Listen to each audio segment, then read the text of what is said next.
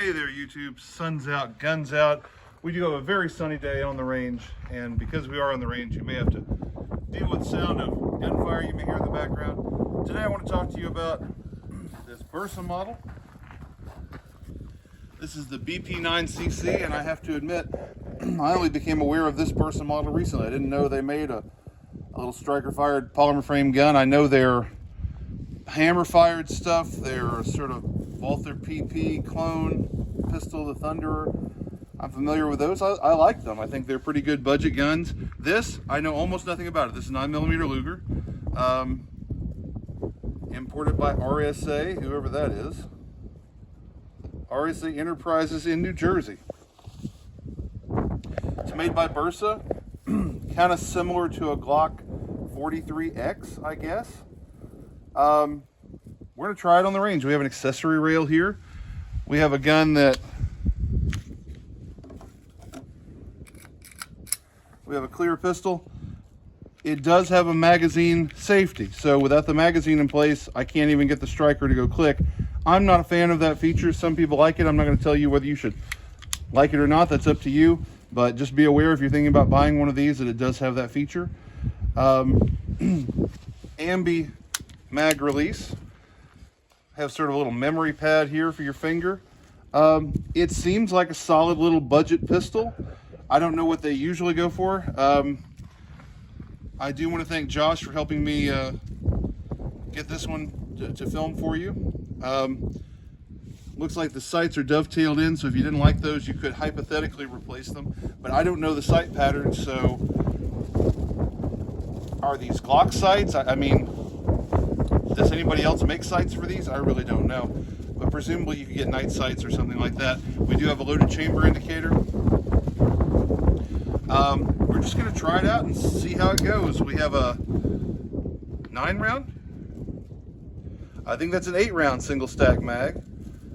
Just a very plain single stack mag. We're shooting some Full Metal Jacket target ammo, and we'll see what happens. All right, Bersa BP9cc. We're shooting at 15 yards, silhouette target. I've gone ahead and drawn an aiming point there in the A zone. I'm gonna fire 8 rounds and just see what happens. Our loaded chamber indicator does work. It's sticking up. I can see it and I can feel it. Let's see how this goes.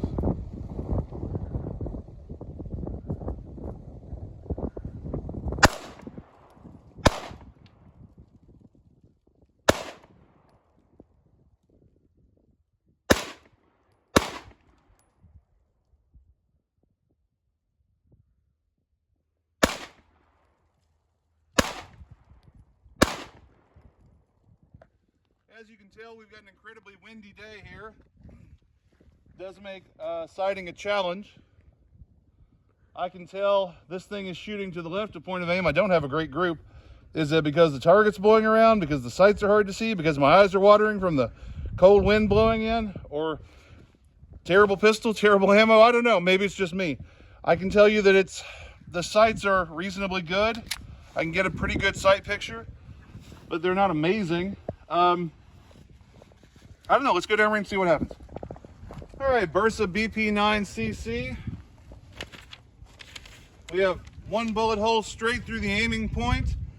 We can pretty much ignore the others. Those don't count. But in no particular order, we have 1, 2, 3, 4, 5, 6, 7, 8. 8 rounds. Most of them are in the C zone. That's a pretty poor group.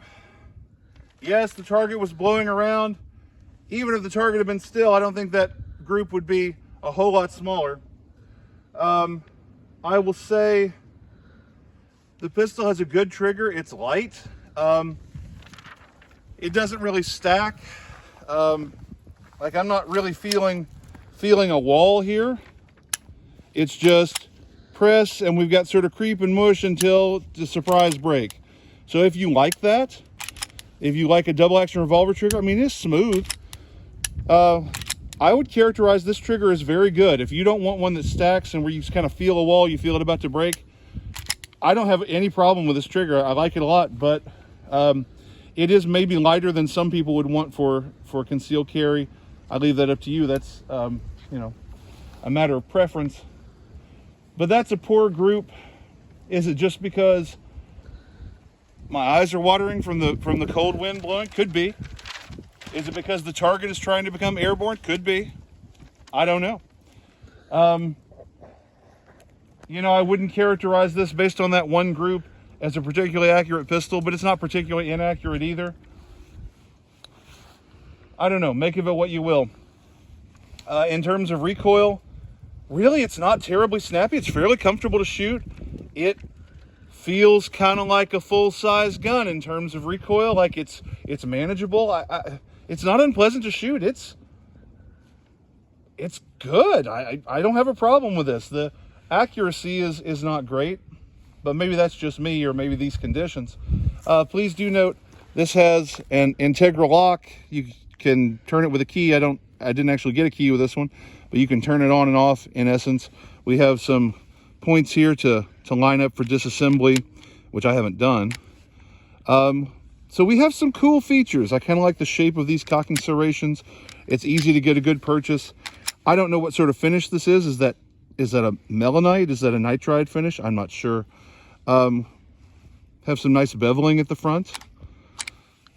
I gotta say, if you got one of these inexpensively, it seems like a really good budget option. But it is a budget gun. You know, I don't know that I wouldn't pay Glock money for it. But gosh, for an inexpensive pistol and a compact pistol, this seems like a pretty good one. All right, guys, keep your powder dry. I'll see you next time.